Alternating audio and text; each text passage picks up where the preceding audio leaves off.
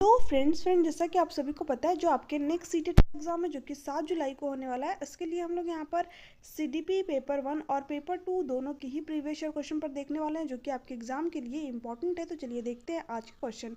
यहाँ पर आपका फर्स्ट क्वेश्चन दे रखा है, निम्नलिखित में से कौन सा स्थूल कौशल के उपयोग का एक उदाहरण है ना। ग्रॉस मोटर स्किल के बारे में आपसे यहाँ पर पूछ रखा है। देखिए ग्रॉस मोटर स्किल आपकी क्या होती है, जिसमें कि हम किसी कार्य को अपनी बड़ी मसल्स के थ्रू करते हैं, जैसे कि हमारी आर्म्स की मसल्स हो गई, लेग की मसल्स हो गई, है ना। तो किसी काम को अगर हम अपनी बड़ी मसल्स के थ्रू करते हैं तो वो क्या होता है, आपका ग्रॉस मोटर स्किल स्थूल कौशल है ना। जैसे कि दौड़ना हो गया, भागना हो गया, ठीक है, चलना हो गया, तो इसमें क्या हो रहा है, हमारी बड़ी मसल्स का यूज हो रहा है। एक होता है आपका फाइन मोटर स्किल, यानी कि सूक्ष्म गति कौशल होता है आपका, जिसमें कि अगर हम किसी कार्य को, है ना, अपने छोटी मसल्स का यूज करके करते हैं तो वहाँ पर क्या होता है, आपका सूक्ष्म गति कौशल, फाइन मोटर स्किल, है ना। जैसे कि पेंसिल पकड़ना हो गया, चित्र बनाना हो गया, तो इसमें क्या कर रहे हैं, अपनी जो फिंगर्स होती है उनका यूज करते हैं। तो ये क्या होता है आपका फाइन मोटर स्किल, सूक्ष्म गति कौशल। तो दोनों आपके एग्जाम में पूछे जाते हैं, तो ध्यान में रखिएगा, है ना। देखिए यहाँ पर क्या पूछा है, स्थूल कौशल के उपयोग का एक उदाहरण है। देखिए यहाँ पर फर्स्ट ही ऑप्शन जो है आपका राइट आंसर हो जाएगा, एक पैर पर संतुलन करना। इसमें क्या होता है, बड़ी मसल्स को अपनी यूज करेंगे, तो आपका फर्स्ट ही ऑप्शन जो है राइट आंसर हो जाएगा। एक मटर को उंगलियों से दबाना, तो इसमें क्या होगा, हमारी फाइन मोटर स्किल यानी कि सूक्ष्म गति कौशल का हम यूज करेंगे। तो ये ऑप्शन आपका होगा नहीं, क्योंकि हमें स्थूल कौशल के उपयोग को बताना था। किताब के पन्ने पलटना, इसमें भी अपनी फिंगर्स का यूज करेंगे, तो ये भी आपका नहीं होगा। ये किसका उदाहरण है, आपके फाइन मोटर स्किल का। पेंसिल पकड़ना, तो इसमें भी अपने जो फिंगर्स होती हैं उनका यूज करेंगे। तो तीनों ही ऑप्शन जो है आपके फाइन मोटर स्किल के उदाहरण है, यानी कि सूक्ष्म गति कौशल के उदाहरण है। तो ये ऑप्शन आपके नहीं होंगे, यहाँ पर फर्स्ट ऑप्शन आपका राइट आंसर हो जाएगा। नेक्स्ट है, विकासात्मक परिवर्तन किसका परिणाम है ना। अब देखिए जो हमारे अंदर चेंजेस होते हैं, जो परिवर्तन होते हैं, वो किस वजह से होते हैं, या तो हमारी हेरिडिटी यानी कि आनुवंशिकता की वजह से होते हैं, या तो हमारे इन्वायरमेंट की वजह से होते हैं, जिस वातावरण में हम रहते हैं, है ना। तो यहाँ पर क्या होगा, आपका फर्स्ट ही ऑप्शन जो है राइट आंसर हो जाएगा, आनुवंशिक और पर्यावरणीय परिस्थितियों का अनूठा संयोजन है। जो हमारा डेवलपमेंट है, जो हमारा विकास है, वो क्या है, हमारे हेरिडिटी और इन्वायरमेंट का गुणनफल है, यानी कि अनूठा संयोजन है। तो आपका फर्स्ट ऑप्शन जो है राइट आंसर हो जाएगा, है ना। किसी व्यक्ति का केवल आनुवंशिक ढांचा, देखिए सिर्फ और सिर्फ हमारे अंदर जो चेंज होते हैं उसमें हमारे हेरिडिटी का रोल नहीं होता है, हमारे इन्वायरमेंट का भी रोल होता है, वातावरण का भी रोल होता है, बट इसमें दे रखा था केवल आनुवंशिक ढांचा, तो इसलिए ये ऑप्शन आपका नहीं होगा। केवल सामाजिक सांस्कृतिक कारक नहीं, हमारे हेरिडिटी का भी रोल होता है ना, तो ये भी ऑप्शन नहीं होगा आपका। न तो वंशानुगत और न ही पर्यावरणीय कारक, तो ये तो आपका पूरा ही गलत दे रखा है। तो तीनों बातें आपके यहाँ पर गलत है, यहाँ पर फर्स्ट ऑप्शन आपका राइट आंसर हो जाएगा। नेक्स्ट है, यहाँ पर दे रखा है 2 से 6 वर्ष की अवधि को क्या कहा जाता है। देखिए जो बाल्यावस्था है ना, इसको बेसिकली दो पार्ट में डिवाइड किया गया है। एक आपका होता है अर्ली चाइल्डहुड, यानी कि पूर्व बाल्यावस्था या फिर प्रारंभिक बचपन कह लीजिए इसको, जो कि कब से कब तक होता है, 2 से 6 साल तक होता है ना। और एक होता है आपका मध्य बचपन, यानी कि लेटर चाइल्डहुड, जो कि कब से होता है, 7 से लेकर के 12 साल तक होता है। तो यहाँ पर यही पूछ रखा था कि 2 वर्ष से 6 वर्ष की अवधि को क्या कहा जाता है, तो प्रारंभिक बचपन या फिर पूर्व बाल्यावस्था कहा जाता है। तो आपका यहाँ पर सेकंड ऑप्शन जो है राइट आंसर हो जाएगा, है ना। अब देखिए शिशुअवस्था आपका यहाँ पर होगा नहीं, क्योंकि 0 से 2 साल तक का इसमें बच्चा होता है ना। और किशोरावस्था की बात करो तो ये आपका 12 साल के बाद, यानी 12 से 18 साल तक आपका यहाँ पर होता है ना। तो ये ऑप्शन आपके नहीं होंगे, यहाँ पर आपका सेकंड ऑप्शन जो है राइट आंसर हो जाएगा। नेक्स्ट क्या दे रखा है, अजशन और रिजन वाला क्वेश्चन है आपका। शहरों में बच्चों का बहुत सारा खेल उन रियलिटी टीवी शो पर आधारित होता है जो वे देखते हैं। देखिए ये बात जो है आपकी बिल्कुल सही है ना। जो बच्चा देखता है वही वो चीज़ों को सीखेगा। रीजन क्या दे रखा है, इन दिनों परिवार और साथियों के अतिरिक्त मीडिया बच्चों के समाजीकरण का एक महत्वपूर्ण साधन बनता जा रहा है। देखिए ये बात भी जो है आपकी बिल्कुल सही दे रखी है। जो मीडिया है वो क्या कर रहा है, समाजीकरण में एक महत्वपूर्ण भूमिका अदा कर रहा है। बच्चा मीडिया के थ्रू भी बहुत सारी चीज़ों को सीख रहा है, सकारात्मक और नकारात्मक दोनों टाइप की चीज़ों को सीख रहा है वो, है ना। तो ये बात भी आपके यहाँ पर सही दे रखी है, ठीक है। अजर्शन भी सही है और इसका रीजन भी सही है, यानी ए और आर क्या है, दोनों सही है, और आर एक की सही व्याख्या भी करता है। तो आपका फर्स्ट ऑप्शन जो है राइट आंसर हो जाएगा। देखिए एक क्वेश्चन आपसे ये भी पूछा जाता है कि जो मीडिया है ये सामाजिकरण का कौन सा कारक है ना। हालांकि मैंने आप लोग को अपने प्रीवियस वीडियो में बताया था, बट देखिए जो मीडिया होता है वो सामाजिकरण का कौन सा कारक है, द्वितीय कारक होता है, क्योंकि बच्चा परिवार के बाद मीडिया से चीज़ों को सीखता है ना। तो परिवार क्या होता है आपका सामाजिकरण का प्राथमिक कारक होता है, प्राथमिक एजेंसी होता है। तो अगर पूछे कि परिवार क्या है सामाजिकरण का कौन सा कारक है, तो प्राथमिक कारक होता है। और परिवार के बाद बच्चा जिन चीज़ों को सीखता है, जिन जगहों से चीज़ों को सीखता है, जैसे कि आपका जो है विद्यालय हो गया, ठीक है, मीडिया हो गई, समाज हो गई, संस्कृति हो गई, तो ये सारे क्या होते हैं आपके सामाजिकरण के द्वितीय कारक होते हैं, है ना। तो ध्यान में रखना है, इंपॉर्टेंट है, यहाँ से भी आपके एग्जाम में क्वेश्चन बना है ना। तो आपका यहाँ पर फर्स्ट ऑप्शन करेक्ट है, बाकी के ऑप्शन आपके यहाँ पर हटेंगे, है ना। नेक्स्ट क्वेश्चन दे रखा है, प्याजे द्वारा अधिगम को सुगम बनाने के लिए निम्नलिखित में से कौन से कारक महत्वपूर्ण माने जाते हैं, है ना। देखिए ऑप्शन आपको दे रखा है, शिक्षक की गतिशीलता, विविध सामग्रियों का प्रावधान, मध्य स्तरीय नवीन अनुभव प्रदान करना, सकारात्मक और नकारात्मक पुनर्बनना बनना सुनिश्चित करना, है ना। इसमें से बताना है आपको यहाँ पर कि कौन कौन से ऑप्शन आपके राइट आंसर होंगे। देखिए हमें पता है कि जो जीन प्याजे हैं वो पुनर्बनन की बात नहीं करते हैं, ये कौन करता है, स्किनर करते हैं, व्यवहारवादी करते हैं। तो डी ऑप्शन तो आपका यहाँ पर होगा नहीं, है ना। तो देखिए डी जिस भी ऑप्शन में दे रखा है वो ऑप्शन आपका यहाँ पर नहीं होगा। तो देखिए फोर्थ में भी डी दे रखा है, थर्ड में भी डी दे रखा है और फर्स्ट में भी डी दे रखा है। तो यहाँ पर हमें पता चल गया कि हमारा राइट आंसर क्या होगा, यानी ए बी सी क्या है आपका राइट आंसर है। तो इस तरीके से आप ऑप्शन को एलिमिनेट करके भी अपने राइट आंसर तक पहुँच सकते हैं। यानी जो जीन प्याज हैं वो अधिगम को सुगम बनाने के लिए कौन से कारकों को महत्वपूर्ण मानते हैं, शिक्षक की गतिशीलता को, विविध सामग्रियों के प्रावधान को, क्योंकि बच्चे के अंदर क्या है इंडिविजुअल डिफरेंसेस है, तो उसके लिए अलग अलग जो है सामग्रियों का प्रावधान करना चाहिए, है ना। मध्य स्तरीय नवीन अनुभव प्रदान करने को, तो तीनों ही बातें जो है अधिगम को सुगम बनाने के लिए महत्वपूर्ण है आपकी। तो ए बी सी तीनों ही क्या है आपके राइट आंसर हो जाएंगे, है ना, जो कि आपका ऑप्शन नंबर सेकंड में दे रखा था। ठीक है, देखिए नेक्स्ट क्या आपका, किस स्तर पर बच्चों में अपने आसपास की दुनिया के बारे में एक जीववाद दृष्टिकोण होता है और वे मानते हैं कि पेड़ पौधे और चलते हुए बादलों और लुढ़कते पत्थरों की मशाएं और इरादे हो सकते हैं। तो देखिए जो जीन प्याजे जिन्होंने की संज्ञानात्मक विकास का सिद्धांत दिया, कॉग्निटिव डेवलपमेंट की थ्योरी दी, ये कितने स्टेज की बात करते हैं, 4 स्टेज की बात करते हैं, है ना। यहाँ पर आपको दे भी रखा है संवेदी चालक अवस्था जिसमें कि बच्चा 0 से 2 साल तक होता है, और पूर्व संक्रियात्मक अवस्था जिसमें कि बच्चा 2 से 7 साल का होता है। ये प्याजे की कौन सी स्टेज है, सेकेंड स्टेज है। और ये थर्ड है कॉन्क्रीट ऑपरेशन स्टेज जिसमें कि 7 से 11 साल का बच्चा होता है, और लास्ट स्टेज है फॉर्मल ऑपरेशनल स्टेज यानी कि अमूर्त संक्रियात्मक अवस्था, इसमें बच्चा 11 एबव होता है ना।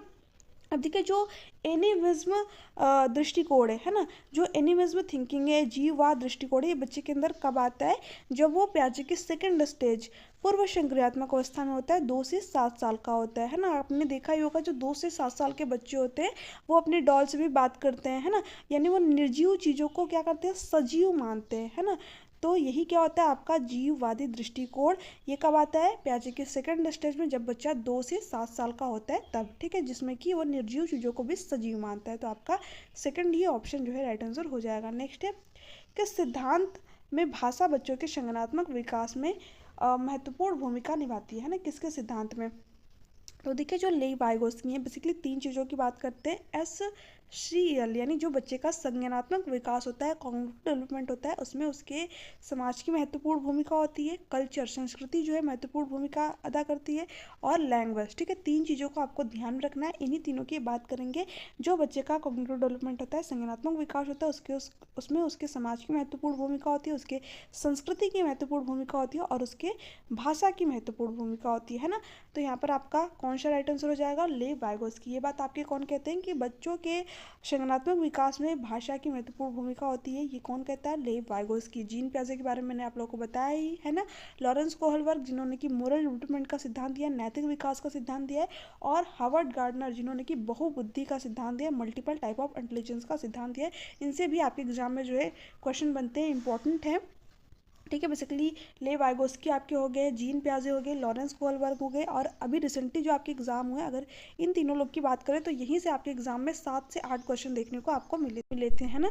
तो आपको इनकी थ्योरी जो है एक बार अच्छी तरीके से देख के जरूर जानी है। हार्वर्ड गार्डनर भी आपके एग्जाम के लिए इंपॉर्टेंट है, यहाँ से भी आपको 1 से 2 क्वेश्चन देखने को मिलते हैं, है ना। बट जीन प्याजे, लॉरेंस कोहलबर्ग और ले वाइगोस्की मोस्ट इंपॉर्टेंट है ना।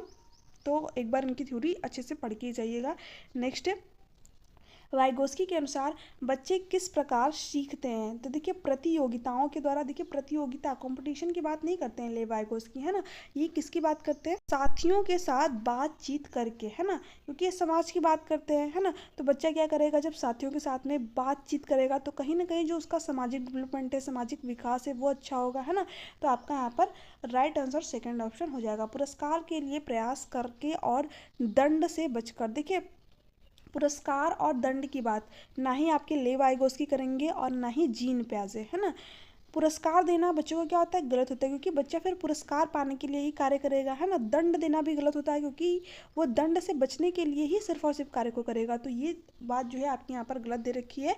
फिर नेक्स्ट क्या दे रखा है? उद्दीपक प्रतिक्रिया अनुबंध करके। तो देखिए इसके बाद जो है कौन करता है? व्यवहारवादी करते हैं। इसके स्किनर हो गए, आपके थॉर्नडाइक हो गए। तो ये ऑप्शन भी आपका यहाँ पर नहीं होगा। यहाँ पर आपका सेकंड ऑप्शन जो है राइट आंसर हो जाएगा। नेक्स्ट है पर क्या दे रखा है? एक बाल केंद्रित कक्षा में बच्चे। अब देखिए चाइल्ड सेंटर्ड एजुकेशन क्या होती है? जिसमें जो शिक्षण गतिविधियां आपकी होती है उसका केंद्र कौन होता है? बच्चा होता है ना। बच्चे को केंद्र में रख करके एजुकेशन प्रोवाइड की जाती है ना। कि शिक्षक और छात्र दोनों ही क्या होने चाहिए? एक्टिव होने चाहिए, सक्रिय होने चाहिए। देखिए क्या दे रखा है? निष्क्रिय नकलची के रूप में देखे जाते हैं। अभी मैंने बताया कि एक्टिव होने चाहिए, सक्रिय होने चाहिए बच्चे, है ना। तो ये ऑप्शन आपका नहीं होगा। ज्ञान के निर्माण में सक्रिय रूप से लगे हुए हैं। देखिए ये बात जो है आपकी यहाँ पर बिल्कुल सही दे रखी है। जो आपकी बाल केंद्रित शिक्षा है, चाइल्ड सेंटर्ड एजुकेशन है, ये क्या कहती है कि बच्चा जो है अपने ज्ञान का निर्माण स्वयं करता है, ठीक है। यानी बच्चा क्या होना चाहिए? एक्टिव होना चाहिए। तो आपका सेकंड ऑप्शन जो है राइट आंसर हो जाएगा। ब्लैक बोर्ड से उत्तरों की प्रतिलिपि बनाने को अग्रसर होता है। तो एक तरीके से बच्चा क्या करेगा? नकल करेगा। तो ये भी ऑप्शन नहीं होगा। केवल निष्क्रिय श्रोता होना चाहिए। देखिए चाइल्ड सेंटर्ड एजुकेशन की जब भी बात हो, है ना, वहाँ पर आपका निष्क्रिय अगर वर्ड आ जाए तो वो ऑप्शन आपको पहले ही गलत काट देने हैं। निष्क्रिय नहीं होना चाहिए, बच्चा क्या होना चाहिए? सक्रिय होना चाहिए, है ना। ओके, नेक्स्ट क्वेश्चन है आपका। अब देखिए नेक्स्ट है हावर्ड गार्डनर के सिद्धांत में डैश बुद्धि वाले व्यक्ति वनस्पति और जीवों के विभिन्न प्रजातियों की सुंदरता को पहचान सकते हैं और जान सकते हैं। तो ये बुद्धि किसके अंदर होगी फ्रेंड्स? प्रकृतिवादी, है ना। तो आपका यहाँ पर सेकंड ऑप्शन जो है राइट आंसर हो जाएगा। देखिए जो हावर्ड गार्डनर है, जिन्होंने कि मल्टीपल टाइप ऑफ इंटेलिजेंस दिया, यानी इन्होंने बताया कि जो बुद्धि होती है वो कई प्रकार की होती है। बहुबुद्धि का जो इन्होंने सिद्धांत दिया हुआ। अगर एनसीईआरटी की बात करें तो उसमें 8 टाइप जो है आपका गिवन है ना। नेक्स्ट टिप आपका यहाँ पर राष्ट्रीय शिक्षा नीति 2020 क्या सिफारिश करती है? देखिए जो एनईपी है आपकी, किसकी सिफारिश करती है? बहुभाषावाद की, है ना।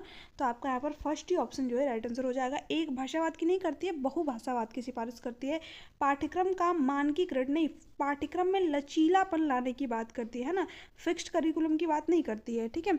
तो ये ऑप्शन आपका यहाँ पर होगा नहीं। मूल्यांकन का मानकीकरण। देखिए कोई भी चीज़ फिक्स नहीं हो सकती, है ना। मानकीकरण वर्ड आपका जहाँ पर भी आ जाए वो आपका क्या होता है? गलत होता है ना। हमें फ्लेक्सिबिलिटी चाहिए। तो यहाँ पर जो है फर्स्ट ऑप्शन करेक्ट है। नेक्स्ट है एक शिक्षिका यह धारणा रखती है कि लड़के अधिक बुद्धिमान और जोखिम लेने वाले होते हैं और लड़कियां आज्ञाकारी और ईमानदार होती हैं और उनके अनुसार व्यवहार करती हैं। ये किसका उदाहरण है? देखिए जो शिक्षिका है वो यहाँ पर किसका प्रदर्शन कर रही है? जेंडर स्टीरियोटाइप को, है ना। यानी जो चीज़ें हमारे समाज में पहले से चली आ रही हैं, जो रूढ़िबद्ध धारणाएं हैं, उनका जो है यहाँ पर वो पालन कर रही है ना।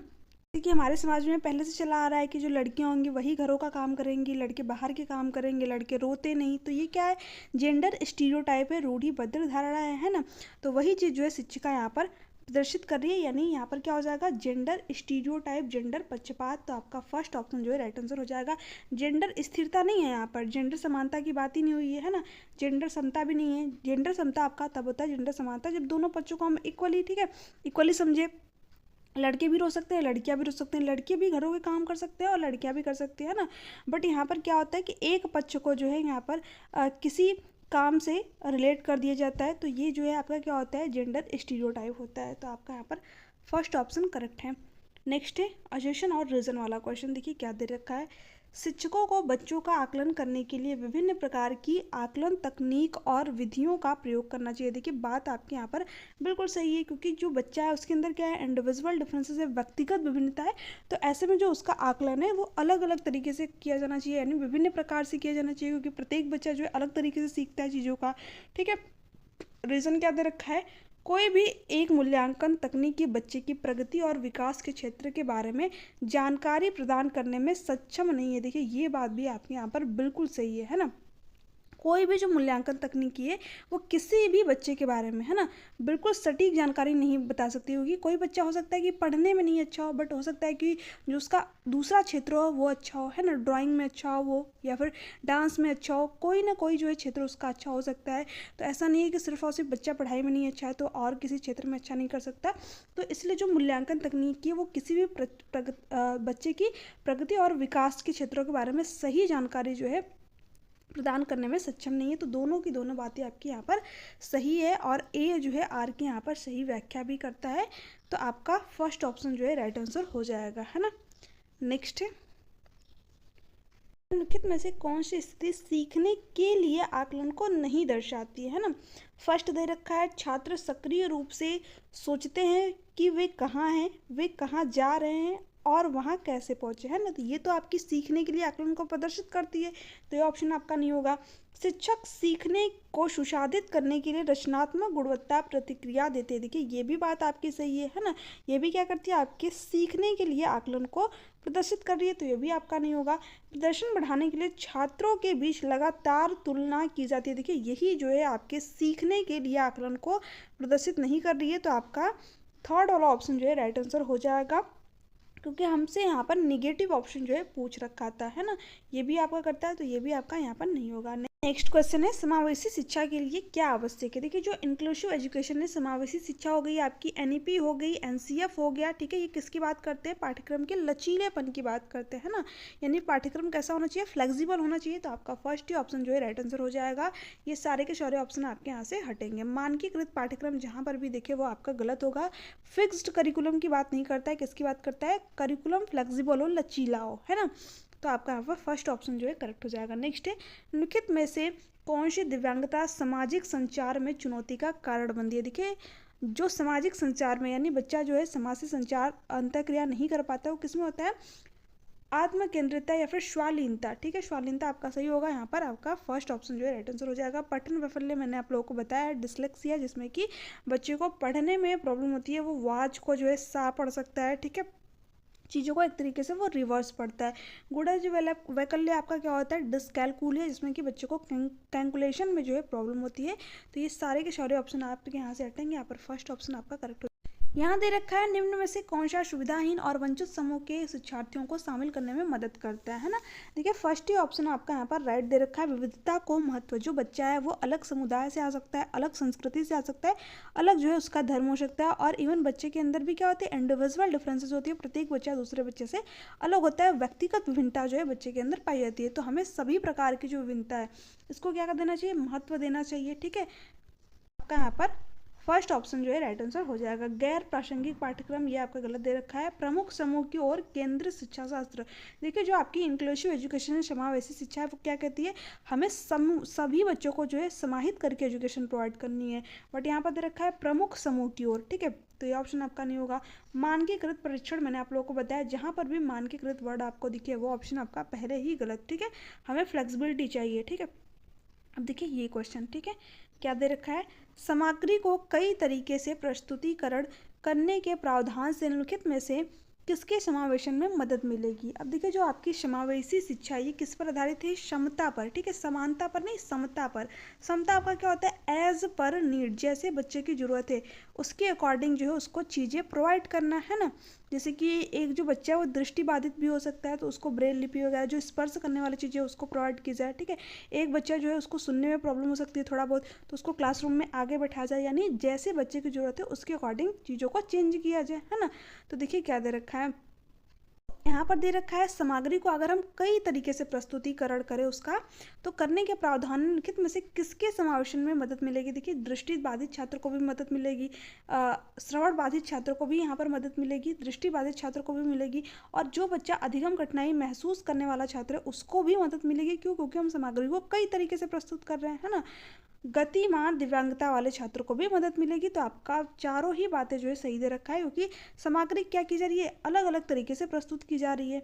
तो आपका फोर्थ ऑप्शन जो है राइट आंसर हो जाएगा, ठीक है। यही आपकी जो है समावेशी शिक्षा करती है, जैसे बच्चे की जरूरत है उसके अकॉर्डिंग जो है उसको चीज़ें प्रोवाइड की जाए।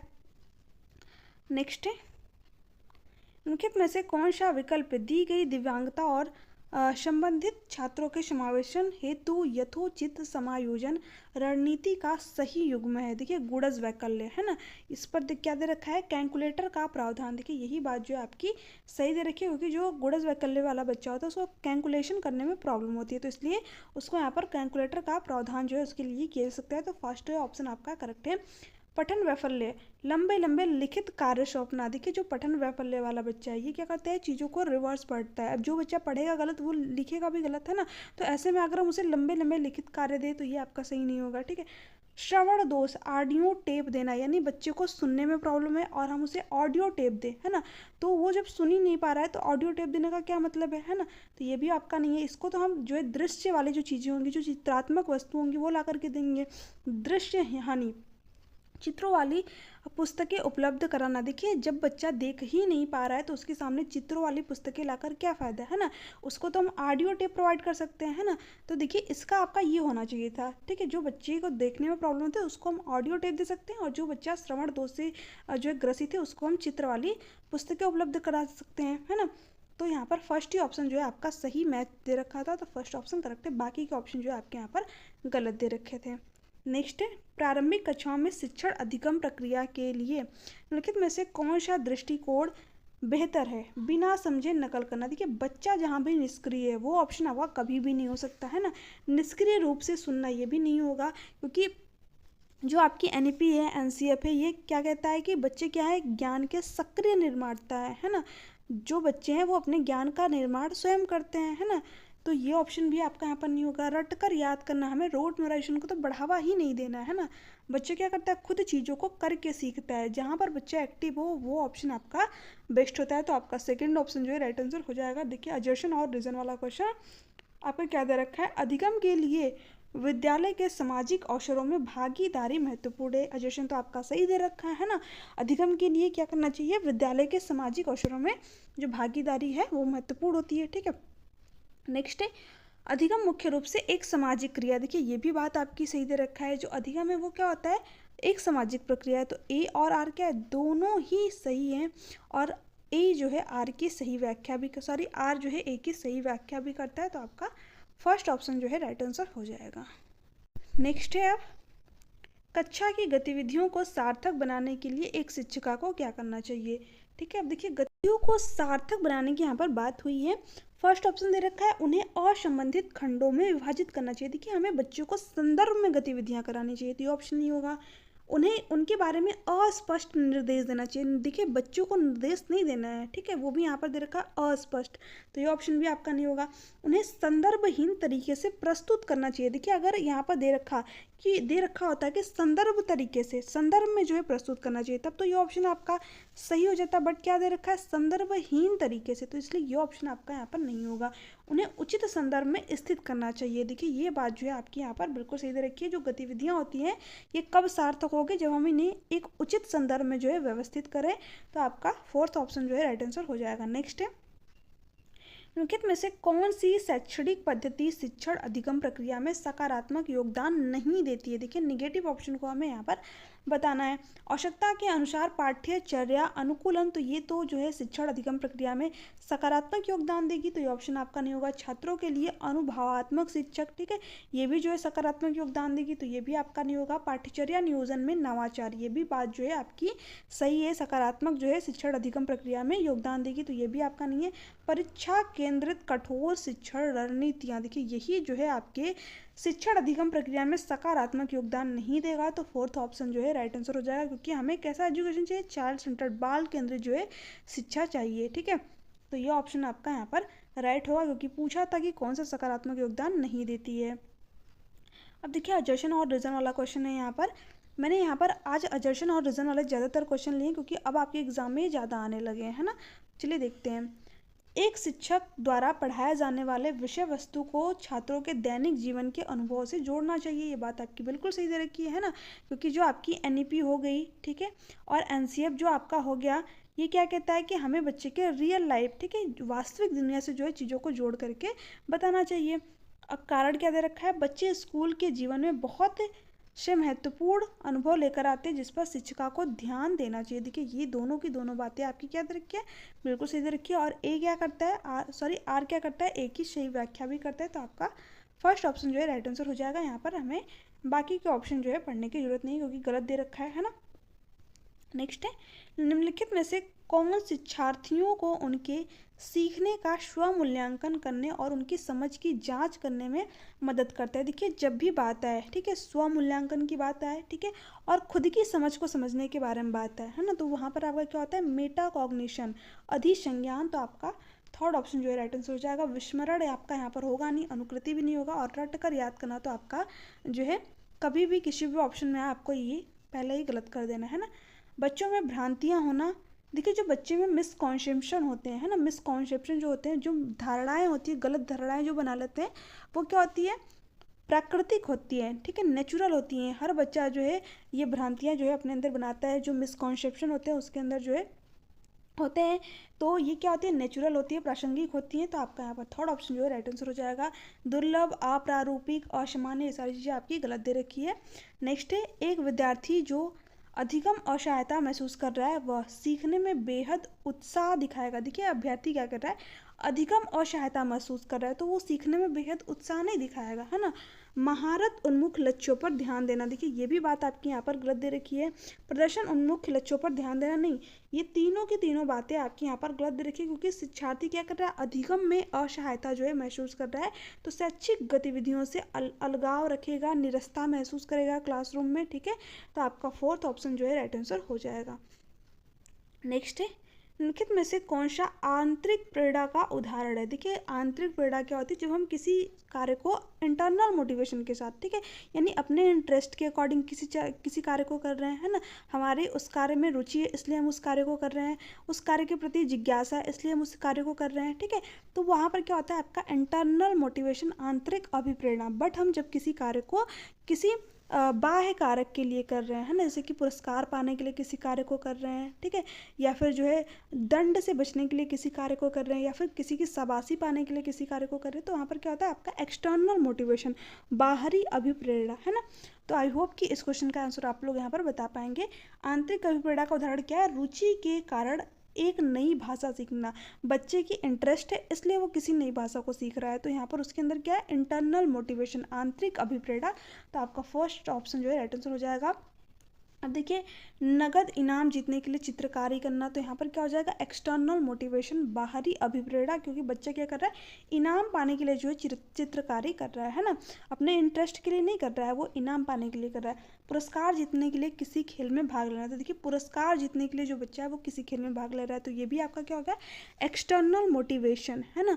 बाह्य अभिप्रेरणा, माता पिता की प्रशंसा पाने के लिए पढ़ाई करना, तो ये भी क्या होगा आपका एक्सटर्नल मोटिवेशन, ठीक है।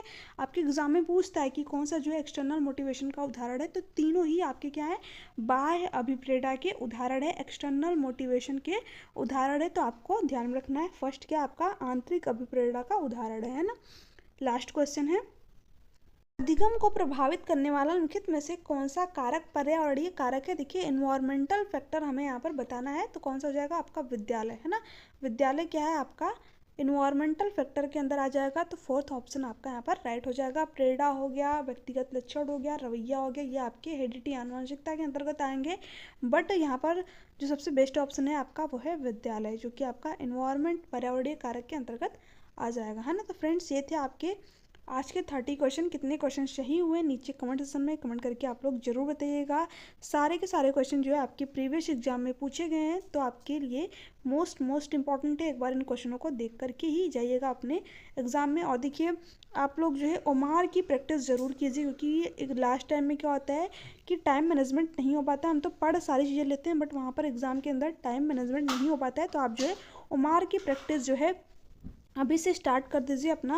ओमार जो है ज़रूर फिलअप करके, टाइम मैनेजमेंट करके, टाइमर लगा करके सेम टाइम पर, ठीक है, 2.5 घंटे आप टाइमर लगा करके बैठिए, इस क्वेश्चन पर जो है प्रीवियस ईयर क्वेश्चन पर अपने सामने रखिए, उसको पूरा सॉल्व कीजिए, ठीक है। ताकि आपका जो टाइम है वो मैनेज हो पाए और आपको पता चले कि कितना जो है टाइम आपका लग रहा है किस सेक्शन में, है ना। सीडीपी के लिए कितना टाइम लग रहा है, मैथ्स के लिए कितना टाइम लग रहा है। तो इस तरीके से जो है आप अपना टाइम मैनेजमेंट कर सकते हैं ना।